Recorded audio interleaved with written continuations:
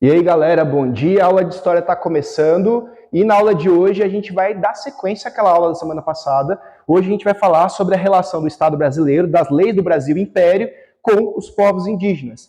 Na aula passada a gente falou sobre a proclamação da independência, a Constituição de 1823, que não passou porque Dom Pedro não aceitou, e a Constituição de 1824, que foi uma Constituição imposta por ele, nos moldes que ele queria, né? E hoje a gente tem dois objetivos. É entender como é que os indígenas foram tratados a partir do Império, depois da independência, e perceber como os indígenas são tratados hoje. Se é da mesma forma, se mudou alguma coisa, o que tem de novo, o que não mudou, certo?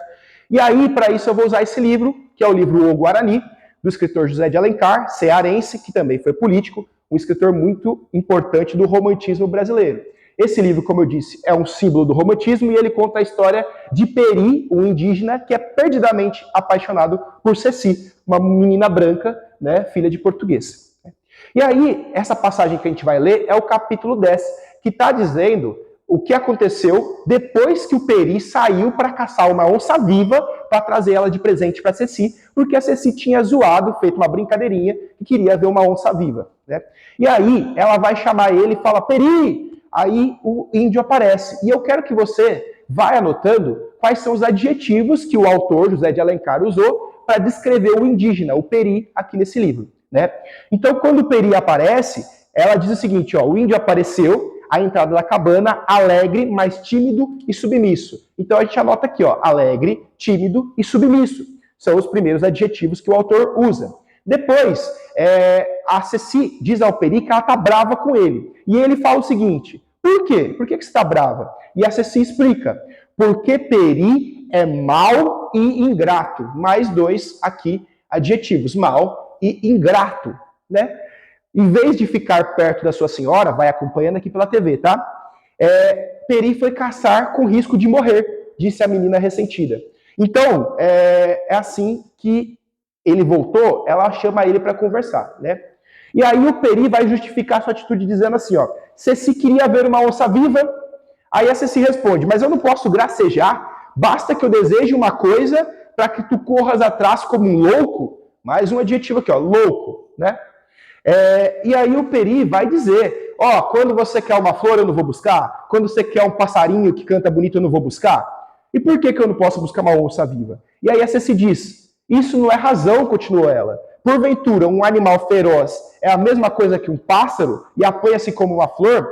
Aí o Peri diz para ela: tudo é o mesmo desde que te cause prazer. Para ele, tanto faz. Ele só se importa em agradar a ela, né? E aí a Ceci vai dizer para ele: então se eu pedisse aquela nuvem, né? Aí o Peri diz: eu ia buscar. E como a nuvem não se pode tocar com uma humana, eu ia morrer e ia pedir para o Senhor do céu me dar a nuvem para trazer de presente para você. E aí, o autor vai escrever aqui, né, que a menina, que em um momento duvidara da razão de Peri, compreendeu toda a sublime abnegação, toda a delicadeza de sentimento dessa alma inculta. Então também diz aqui que ele é inculto, né?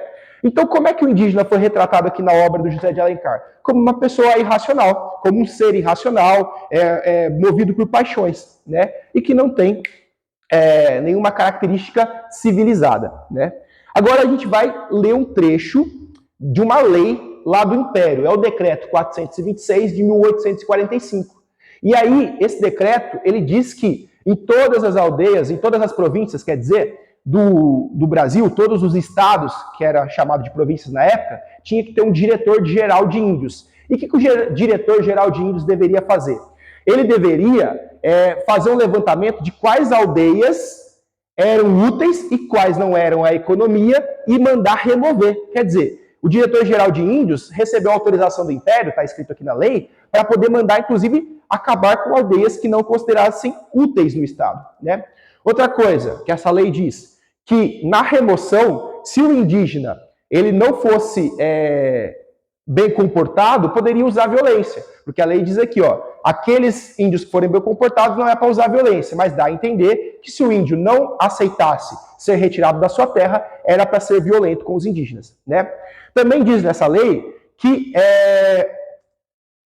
era para mandar missionários da Igreja Católica para as aldeias para pregar a religião de Jesus Cristo, né? Religião cristã. Então, e as vantagens da vida social.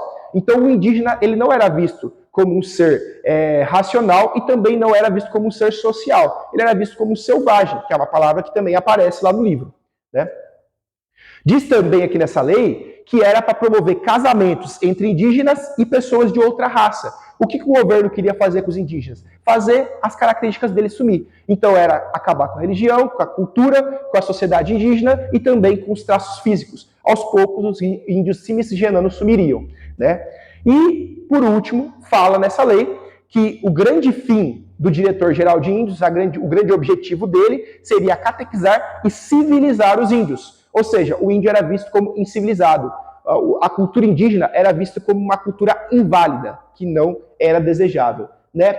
E aí a gente vai ver que o governo tomou uma atitude de tutela. O que é tutela? Está explicado aqui no dicionário que eu estou trazendo na tela. Tutela é quando alguém protege alguém considerado mais frágil, né? Então o indígena era visto como mais frágil e o Estado achava que tinha que cuidar dos assuntos indígenas pelos indígenas, né? Então interferiu na cultura indígena.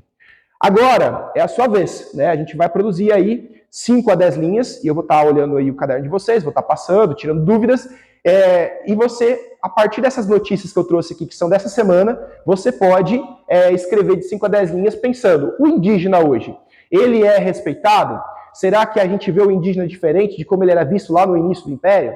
Né? Será que as leis hoje respeitam mais os indígenas? Né? Então, fica aí essa atividade para concluir nossa aula. Se tiver alguma dúvida, pode chamar, que a gente vai estar ajudando você a produzir. Beleza?